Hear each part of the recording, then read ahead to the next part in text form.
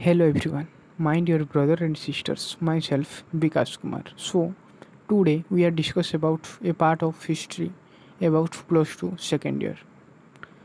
ବିଷୟର ନାଁ ହେଉଛି ଭକ୍ତି ଓ ସୁଫି ଆନ୍ଦୋଳନ। ତ ଏଥିରେ ଯେଉଁ ଭକ୍ତି ଓ ସୁଫି ଦୁଇଟି ୱାର୍ଡ଼ ଦେଇଛି, ତ ଆମେ ପ୍ରଥମେ ଏହି ସୁଫି ଶବ୍ଦ ବିଷୟରେ କିଛି ଜାଣିବା। এই ଯେଉଁ ସୁଫି ଶବ୍ଦଟି ଅଛି ତାହା ସୁଫ୍ ଶବ୍ଦରୁ ଆସିଅଛି, ଯାହାର ଅର୍ଥ ହେଉଛି ପବିତ୍ର ବା ନିର୍ମଳ କିମ୍ବା ଉଲ୍ ବସ୍ତ୍ରର ନିର୍ମାଣ ଏକ ସାମଗ୍ରୀ। ତାହେଲେ ସୁଫି ଶବ୍ଦଟି ସୁଫ୍ ଶବ୍ଦରୁ ଆସିଅଛି, ତାହାର ଅର୍ଥ ହେଉଛି ପବିତ୍ର ବା ନିର୍ମାଣ ଏବଂ ଉଲ୍ ବସ୍ତ୍ରର ନିର୍ମାଣ ଏକ ସାମଗ୍ରୀ। ତ ଏଥିରୁ କ୍ୱେଶ୍ଚନ୍ ମଧ୍ୟ ପଡ଼େ କେମିତି ନା ସୁଫି ଶବ୍ଦଟି କେଉଁ ଶବ୍ଦରୁ ଆସିଅଛି, ଆଇଦର ଏହାର ଅର୍ଥ କ'ଣ। ତ ଏହି ଭକ୍ତି ଓ ସୁଫି ଆନ୍ଦୋଳନ ଯେଉଁ ବିଷୟଟି ଅଛି, ତ ଏଥିରେ ତିନୋଟି ମହାନ ଚରିତ୍ରଙ୍କ ବିଷୟରେ ବର୍ଣ୍ଣନା ଦେଇଛି। ପ୍ରଥମତଃ କବୀର ଏବଂ ନାନକ ଏବଂ ଚୈତନ୍ୟ। ତ ଆମେ ଆଜି ଏହି ତିନୋଟି ଯେଉଁ ମହାପୁରୁଷ ରହିଛନ୍ତି ବା ମହାନ ଚରିତ୍ର ରହିଛନ୍ତି, ତ ତାଙ୍କ ବିଷୟରେ କିଛି ବେସିକ୍ ଇନଫର୍ମେସନ୍ ଜାଣିବା, ଯେଉଁଟାକି ଆମ ସିଲାବସ୍ ମଧ୍ୟରେ ଅଛି। ତ ପ୍ରଥମେ ଆମେ ଜାଣିବା କବୀରଙ୍କ ବିଷୟରେ। ତ କବୀରଙ୍କର ଜନ୍ମଦାତ୍ରୀ କିଏ ଥିଲେ ଏବଂ ତାଙ୍କର ପାଳନକର୍ତ୍ତା କିଏ ଥିଲେ। ନା କବୀରଙ୍କର ଜନ୍ମଦାତ୍ରୀ ହେଉଛନ୍ତି ଜଣେ ବିଧବା ବ୍ରାହ୍ମଣୀ ଏବଂ ତାଙ୍କର ପାଳନକର୍ତ୍ତା ହେଉଛନ୍ତି ମୁସଲମାନ ତନ୍ତୀ ନିରୁ ଏବଂ ନିମା। ତ ଏଇଟା ଶୁଣିବା ପାଇଁ ସିମ୍ପଲ୍ ଲାଗୁଥାଇପାରେ, କିନ୍ତୁ ପ୍ରାୟ ପିଲା ଏଇଥିରେ କନଫ୍ୟୁଜ୍ ହୁଅନ୍ତି କ'ଣ ନା ଜନ୍ମଦାତ୍ରୀ ଏବଂ ପାଳନକର୍ତ୍ତା।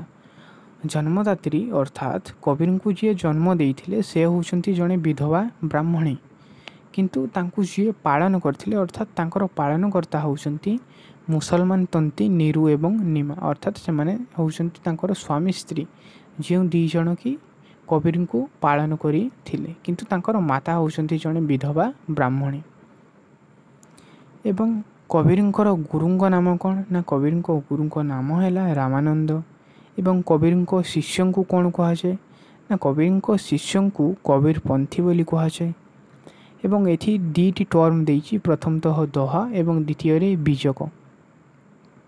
ତ ଏଥିରୁ ପ୍ରାୟ ସମୟ ଡାଇରେକ୍ଟ କ୍ୱେଶ୍ଚନ୍ ଆସେ କ'ଣ ନା ଦୋହା କାହାକୁ କୁହାଯାଏ କିମ୍ବା ବିଜକ କାହାକୁ କୁହାଯାଏ। ତ ଦୋହା କାହାକୁ କୁହାଯାଏ ନା କବୀରଙ୍କର ଯେଉଁ ଭଜନମାଳା ଗୁଡ଼ିକ ଅଛି ତାକୁ ଆମର କୁହାଯାଉଛି ଦୋହା, କିନ୍ତୁ ବିଜକ କାହାକୁ କୁହାଯାଉଛି ନା କବୀରଙ୍କର ନୀତିବାଣୀ ଗୁଡ଼ିକୁ କୁହାଯାଉଛି ବିଜକ, ବା କବୀରଙ୍କର ନୀତିବାଣୀ ଗୁଡ଼ିକ ଲିପିବଦ୍ଧ ହୋଇଥିବା ଗ୍ରନ୍ଥକୁ କୁହାଯାଉଛି ବିଜକ। ତ ଏଇଟା ତ ଗଲା ବେସିକ୍ କଥା। ତାହେଲେ ଏଠିରୁ କ୍ୱେଶ୍ଚନ୍ କେମିତିଆ ପଡ଼ିବ ନା ମୁଁ ଯେମିତିଆ ବର୍ଣ୍ଣନା କରିଛି ସେଇଥିରୁ ଏଇଭଳି ଭାବରେ ହିଁ ସେଥିରେ ଡାଇରେକ୍ଟ କ୍ୱେଶ୍ଚନ୍ ପଚାରିବ ନା କବୀରଙ୍କର ଜନ୍ମଦାତ୍ରୀ କିଏ, ତାଙ୍କର ପାଳନକର୍ତ୍ତା କିଏ କିମ୍ବା ତାଙ୍କ ଗୁରୁ କିଏ ଥିଲେ, ଦୋହା ମାନେ କ'ଣ, ବିଜକ ମାନେ କ'ଣ, ଏଇଭଳି। ଏବଂ କବୀରଙ୍କର ନୀତିବାଣୀ ଗୁଡ଼ିକ କ'ଣ କ'ଣ ଥିଲା ନା ଆଲ୍ଲା ଓ ରାମ ଏକ। ତ ଏଥିରେ ଆଲ୍ଲା କିଏ ଏବଂ ରାମ କିଏ ନା ଆମର ଯେଉଁ ହିନ୍ଦୁ ଆଉ ମୁସଲମାନ ଦୁଇଟି ଗୋଷ୍ଠୀ ବା ସମ୍ପ୍ରଦାୟ ଅଛନ୍ତି। ତ ହିନ୍ଦୁମାନଙ୍କର ଯିଏ ଭଗବାନ ହେଉଛନ୍ତି ସେ ହେଲେ ରାମଚନ୍ଦ୍ର, ଠିକ୍ ସେହିଭଳି ମୁସଲମାନଙ୍କ ଯିଏ ହେଉଛି ଭଗବାନ ତାଙ୍କୁ କୁହାଯାଏ ଆଲ୍ଲା। ତ କବୀର କହିଛନ୍ତି ଯେ ଆଲ୍ଲା ଓ ରାମ ଏକ ଅଟନ୍ତି, ଅର୍ଥାତ୍ ସେମାନେ ଭିନ୍ନ ନୁହନ୍ତି। ଏବଂ ଦ୍ୱିତୀୟରେ ହେଉଛି ସେ କହିଛନ୍ତି ଯେ ଭକ୍ତି ମାର୍ଗ ଦ୍ୱାରା ଈଶ୍ୱର ପ୍ରାପ୍ତି ହୋଇଥାଏ। ଏବଂ ତୃତୀୟ ପଏଣ୍ଟରେ କହିଛନ୍ତି ଯେ ନା ମୂର୍ତ୍ତି ପୂଜାର ସେ ଘୋର ବିରୋଧ କରୁଥିଲେ। ତାହେଲେ କବୀର ତାଙ୍କ ନୀତିବାଣୀରେ କ'ଣ କହିଛନ୍ତି ନା ଆଲ୍ଲା ଓ ରାମ ସମାନ ଅଟନ୍ତି, ଭକ୍ତି ମାର୍ଗ ଦ୍ୱାରା ଈଶ୍ୱର ପ୍ରାପ୍ତି ହୁଏ ଏବଂ କବୀର ମୂର୍ତ୍ତି ପୂଜାର ଘୋର ବିରୋଧୀ ଥିଲେ। ତ ଏଥିରେ ଯଦି ସର୍ଟ କ୍ୱେଶ୍ଚନ୍ ପଚାରେ ମୁଁ ଯେମିତିଆ କହିଛି ଠିକ୍ ସେହିଭଳିଆ ପଡ଼ିବ। ଏବଂ ଯଦି ଲଙ୍ଗ୍ କ୍ୱେଶ୍ଚନ୍ ପଚାରେ ତାହେଲେ ତୁମେ ଏଇ ଜନ୍ମଠାରୁ ଆରମ୍ଭ କରି ପାଳନକର୍ତ୍ତା, ଗୁରୁ, ଶିଷ୍ୟ, ଦୋହା, ବିଜକ ଏବଂ ତାଙ୍କର ନୀତିବାଣୀକୁ ଫୁଲ୍ ମେନସନ୍ କରି ଦେବ। ତାହେଲେ ଲଙ୍ଗ୍ କ୍ୱେଶ୍ଚନ୍ଟା ସେଥିରେ କ'ଣ ହେଇଯିବ ନା ଆଟେଣ୍ଡ ହେଇଯିବ। ଆଉ ତୁମମାନଙ୍କୁ ଏହା ଯଦି କମ୍ ଲାଗୁଛି, ତୁମକୁ ଏଥିରେ ଯଦି ଆହୁରି ଇନଫର୍ମେସନ୍ କ'ଣ କରିବାର ଅଛି ନା ଆଡ଼୍ ଅନ୍ କରିବାର ଅଛି, ତାହେଲେ book is the best option for you. ତ ତୁମେ ସେଥିପାଇଁ କ'ଣ କରିପାରିବ ନା ବହିକୁ पढ़ी पारिबो। किंतु ता पूर्व प्रथम एताकू देखी दियो, जहाद्वारा तुम बही को जितेबाला पढ़ो ताहा तुमको सहज लगे एवं बुझापी सहज हम आउ मन रखापी सहज हो। कारण मुझे सिंप्लीफाई करी तार जो कनक्लूजनटा अच्छी मुझे वर्णना करिछि। द्वितीय आम आलोचना करवा नानक विषय रे। नानक अर्थात गुरु नानक। तो गुरु नानक केउठारे जन्म ग्रहण करथिले ना गुरु नानक लाहौर रो तालबंदी ग्राम रे जन्म ग्रहण करथिले, जार वर्तमान नाम होउछि नानकाना। तो यही तालबंदी ग्रामर नाम नानकाना कौथि माने कौथि कारण पड़ा ना जेहेतु यही लाहौर तालबंदी ग्राम रे गुरु नानक जन्म ग्रहण करथिले, तो तांको ना को मन रखापी तांको मन रखापी से तालबंदी ग्रामर नाम परिवर्तन करी तार ना नानकाना रखा जाइछि। तो एथिरे सेमता विशेष किछि कथा नाही। तो तांको स्मृति रे से एरिया ना परिवर्तन करा जाय नानकाना रखा जाइछि। ठीक से भली से केउ धर्मर प्रतिष्ठाता थिले ना गुरु नानक सिख धर्मर प्रतिष्ठाता थिले। तो माने कहबो सिख धर्म कौन ना तुम माने देखिथिबो पंजाबी लोक माननकु कौन ना पंजाबी लोक माननकु जो माने मुंडरे पगड़ी एवं तांकर जो दाढ़ी प्रबल मात्रा रे बढ़ी थाए, तो सही मानकु जो पंजाबी कहा जाए तांकर धर्म होची सिख धर्म। जेमती आम मानकर धर्म होची हिंदू धर्म, मुसलमान मानक धर्म होची कौन इस्लाम धर्म। ठीक से ही भली से पंजाबी लोक मानकर धर्म को कहा जाउची सिख धर्म। तो सही सिख धर्मर 5टी प्रतीक रही ना, जहाद्वारा तुम मैंने जापर ना यही लोकटी कौन ना यही संप्रदाय अर्थात सिख संप्रदाय रु आसी बोली। तो सही 5टी प्रतीक कौन कौन ना प्रथम तो बाल निश दाढ़ी बढ़ाइबा, गोटिए पानिया, गोटिए कड़ा, गोटिए छुरिका एवं आंठू पर्यंत हले पोशाक। कौन कहली ना बाल निश दाढ़ी बढ़ाइबा अर्थात तांकर जो निश दाढ़ी थाए प्राय कौन थाए ना बढ़ी थाए। एवं द्वितीय रे कौन दरकार जेहेतु से माने बाल निश दाढ़ी बढ़ाउछंती तो तार जतन करिया पई गोटे पानिया दरकार, तेणुकरी से माने साथी रे सर्वदा पानिया गोटे मध्य धरी थांती।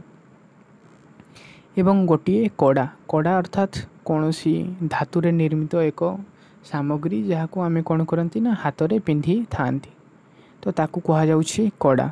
एवं गोटिए छुरिका माने निजर कौन निजर सेफ्टी पाई अर्थात निजर सुरक्षा पाई सर्वदा तांको पाखरे गोटे कौन रखि थांती ना छुरी रखी थांती।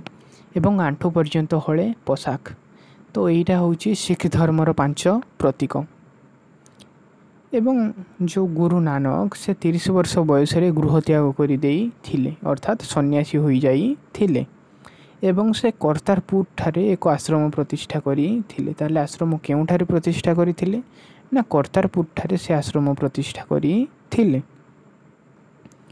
एवं से कौन रचना करी थिले ना से आदि ग्रंथ रचना करी थिले। ताले गुरु नानक आदि ग्रंथ रचना करी थिले केउ भाषा रे ना गुरुमुखी भाषा रे। तो एटा बड़ इंटरेस्टिंग जिनिस कौन ना आदि ग्रंथ गुरु नानक गुरुमुखी भाषा रे वर्णना करी थिले।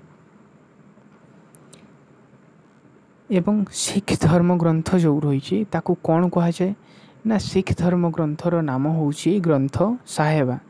किंतु आमर नानक कौन लिखी थिले ना आदि ग्रंथ लिखी थिले केउ भाषा रे ना गुरुमुखी भाषा रे। किंतु सिख धर्म ग्रंथर नाम कौन ग्रंथ साहेबा बा ग्रंथ साहेब। एवं तांको उत्तराधिकारी किए थिले ना अंगद। तो उत्तराधिकारी माने कौन ना आमर जो गुरु नानक रही तांकर जो संपत्ति थिला तो से संपत्ति उपरे तार जने मालिक दरकार, तो से मालिक को कहा जाउछि उत्तराधिकारी। तो गुरु नानक जो संपत्ति सबू थिला तो तार उत्तराधिकारी भावे से अंगद को चयन करी थिले अर्थात बाछि थिले। तो नानक उत्तराधिकारी किए थिले ना अंगद। तो एथिरु शॉर्ट क्वेश्चन केमतिया पड़िबो ना नानक केउठारे जन्म ग्रहण करथिले, नानक केउ धर्मर प्रतिष्ठाता थिले, किंबा एताकू उल्टा कर देकी या पचारि पारे जे सिख धर्मर प्रतिष्ठाता किए थिले ना सिख धर्म प्रतिष्ठाता होउचंती नानक। नानक केउ धर्म ना तो नानक केउ ग्रंथ रचना करथिले, सिख धर्म ग्रंथर नाम कौन କିମ୍ବା ନାନକଙ୍କ ଉତ୍ତରାଧିକାରୀ ଭାବେ କିଏ ବଛା ହୋଇଥିଲେ? ଏବେ ଜାଣିବା ନା ନାନକଙ୍କର ନୀତିବାଣୀ ଗୁଡ଼ିକ କ'ଣ କ'ଣ ଥିଲା। ତ ନାନକଙ୍କ ନୀତିବାଣୀରେ ସେ ବର୍ଣ୍ଣନା କରିଛନ୍ତି ଯେ ସରଳ ଜୀବନଯାପନ ଉପରେ ସେ ପ୍ରଗାଢ଼ ବିଶ୍ୱାସ କରୁଥିଲେ ଏବଂ ଲୋକମାନଙ୍କୁ ସେଇ ଜିନିଷକୁ ତାଙ୍କ ଜୀବନରେ କାର୍ଯ୍ୟକାରୀ କରିବା ପାଇଁ ମଧ୍ୟ ସେ ଉପଦେଶ ଦେଉଥିଲେ ଏବଂ ବିଶ୍ୱ ସୃଷ୍ଟି ଉପରେ ଗୁରୁତ୍ୱ ଦେଉଥିଲେ ଏବଂ ମାନବ ଶରୀରରେ ଆତ୍ମାର ଉପସ୍ଥିତି ବୋଲି ସେ ବର୍ଣ୍ଣନା କରୁଥିଲେ ଏବଂ ଉତ୍ତମର ପ୍ରଶଂସା ଏବଂ ଅଧମର ନିନ୍ଦା କରିବା ପାଇଁ ସେ ମଧ୍ୟ କହୁଥିଲେ। ତ ପ୍ରଥମେ କ'ଣ କହିଛନ୍ତି ନା ସରଳ ଜୀବନଯାପନ ଉପରେ ପ୍ରଗାଢ଼ ବିଶ୍ୱାସ କରୁଥିଲେ। ତ ସରଳ ଜୀବନଯାପନ ମାନେ କ'ଣ ନା ଗୋଟେ ଲୋକ ବଞ୍ଚିବା ପାଇଁ ସର୍ବନିମ୍ନ ଆବଶ୍ୟକତା କ'ଣ କ'ଣ ରହିଛି ନା ଖାଦ୍ୟ, ବସ୍ତ୍ର ଏବଂ ବାସଗୃହ, ଅର୍ଥାତ୍ ଖାଇବା ପାଇଁ ସୁଷମ ଖାଦ୍ୟ ମିଳୁଥିବ, ପିନ୍ଧିବା ପାଇଁ ଉତ୍ତମ ପୋଷାକ ମିଳୁଥିବ ଏବଂ ରହିବା ପାଇଁ ମୁଣ୍ଡ ଉପରେ ଖଣ୍ଡେ ଛାତ ଥିବ ଅର୍ଥାତ୍ ଘର ଥିବ। ତ ଏଟାକୁ କୁହାଯାଉଛି ସରଳ ଜୀବନଯାପନ। ତ ସେ ସରଳ ଜୀବନଯାପନ ଉପରେ ପ୍ରଗାଢ଼ ବିଶ୍ୱାସ କରୁଥିଲେ ଏବଂ ତାଙ୍କର ଯେଉଁ ଶିଷ୍ୟ ଥିଲେ ସେମାନଙ୍କୁ ସେ ଏଇଆ ମଧ୍ୟ ଉପଦେଶ ଦେଉଥିଲେ ଯେ ସରଳ ଜୀବନଯାପନ ବଞ୍ଚିବା ପାଇଁ ଚେଷ୍ଟା କର ଏବଂ ବିଶ୍ୱ ସୃଷ୍ଟି ଉପରେ ଗୁରୁତ୍ୱ ଦେଉଥିଲେ। ଏହା ବ୍ୟତୀତ ମାନବ ଶରୀରରେ ଆତ୍ମାର ଉପସ୍ଥିତି ଅଛି ବୋଲି ସେ କହୁଥିଲେ। ଏହା ବ୍ୟତୀତ ଉତ୍ତମର ପ୍ରଶଂସା ଏବଂ ଅଧମର ନିନ୍ଦା, ଅର୍ଥାତ୍ ଉତ୍ତମର ପ୍ରଶଂସା ବା ତାକୁ ଆପ୍ରିସିଏଟ୍ କରିବା ଏବଂ ଯେଉଁ ଅଧମ ଅର୍ଥାତ୍ ମୂର୍ଖକୁ ନିନ୍ଦା କରିବା। ମୂର୍ଖ ଅର୍ଥାତ୍ ଯିଏ ପାଠ ନ ପଢ଼ିଛି ତାକୁ ମୂର୍ଖ କୁହାଯାଏ ନାହିଁ। ଯିଏ ପାଠ ପଢ଼ିଥାଇକି ମଧ୍ୟ କ'ଣ ମୂର୍ଖଙ୍କ ପରି ଆଚରଣ କରେ ତାକୁ ବାସ୍ତବରେ ମୂର୍ଖ ବୋଲି କୁହାଯାଏ। ତ ସେ ସେଇ ସେନ୍ସରେ ଉତ୍ତମର ପ୍ରଶଂସା ଏବଂ ଅଧମର ନିନ୍ଦା କରିବା ପାଇଁ କହିଛନ୍ତି। ତ ଏଥିରୁ ଯଦି ସର୍ଟ କ୍ୱେଶ୍ଚନ୍ ପଚାରେ ତାହେଲେ ସର୍ଟ କ୍ୱେଶ୍ଚନ୍କୁ ଏଇଭଳି ଆଟେଣ୍ଡ କରିବ। ଯଦି ଲଙ୍ଗ୍ କ୍ୱେଶ୍ଚନ୍ ପଚାରେ ତାହେଲେ ତାଙ୍କର ଜନ୍ମ ମୃତ୍ୟୁ ଠାରୁ ଆରମ୍ଭ କରି ତାଙ୍କର ନୀତିବାଣୀକୁ ମଧ୍ୟ ମେନସନ୍ କରି ଦେବ। ଆଉ ତମମାନଙ୍କୁ ବୁଝିବା ପାଇଁ ମୁଁ କେବଳ ନୀତିବାଣୀରେ ଏତିକି ଆଡ଼୍ କରିଛି। ତମମାନଙ୍କୁ ଯଦି ଏହା କମ୍ ଲାଗୁଛି ତାହେଲେ ତମମାନେ ଭିଡ଼ିଓ ବାଦ ବହିକୁ ଯାଇ ବହିରୁ ଡେପ୍ଥଲି ପଢ଼ିପାରିବ, କାରଣ ସେଥିରେ ଡିପ୍ଲି ଦେଇଛି, ଯାହାଦ୍ୱାରା ତୁମେ ଅଧିକ ଜ୍ଞାନ ମଧ୍ୟ ଆହରଣ କରିପାରିବ। ତ ଲାଷ୍ଟରେ ଆମେ ଜାଣିବା ଚୈତନ୍ୟଙ୍କ ବିଷୟରେ। ଚୈତନ୍ୟଙ୍କ ନାଁରେ ଏଇ ନିକଟ ଅତୀତରେ ଗୋଟେ ଭଲ ଗୀତ ବାହାରିଥିଲା ଏବଂ ବହୁତ ପ୍ରସିଦ୍ଧ ମଧ୍ୟ ହୋଇଥିଲା। କ'ଣ ନା ଝୁଲରେ ନିତାଇ ଝୁଲ।